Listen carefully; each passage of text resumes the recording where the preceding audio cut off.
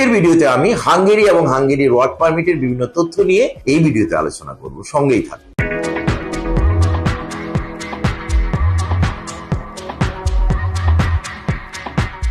প্রিয় দর্শক, হাঙ্গেরি হচ্ছে সেনজেনভুক্ত একটি রাষ্ট্র। হাঙ্গেরির ভিসা অতি সহজেই বাংলাদেশ থেকে ইন্টারভিউ দেওয়ার মাধ্যমে পাওয়া যাচ্ছে এবং হাঙ্গেরির ইন্টারভিউ বাংলা ভাষায় প্রদান করা যাচ্ছে।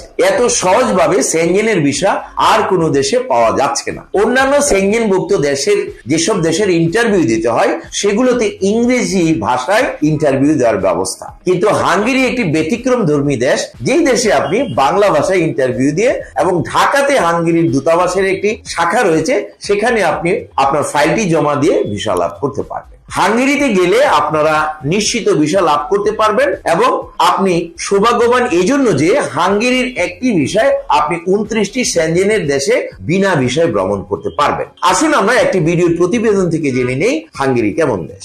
মধ্য ইউরোপের স্থল বেষ্টিত দেশ হাঙ্গেরি। দেশটির সীমান্তবর্তী রাষ্ট্রগুলো হলো Ukraine, Romania, Serbia, Croatia, Slovenia, Austria ও স্লোভাকিয়া। নবম শতকে রাশিয়ার দক্ষিণাঞ্চল ও কৃষ্ণ সাগরের তীরবর্তী মজর জাতিগোষ্ঠী অঞ্চলটিতে আসে। মজর জাতিগোষ্ঠীর বংশধর হিসেবে নিজেদের পরিচয় দেয় হাঙ্গেরীয়রা। এর রাষ্ট্রীয় নাম রিপাবলিক অব হাঙ্গেরি। হাঙ্গেরির আয়তন 93,030 বর্গ কিলোমিটার।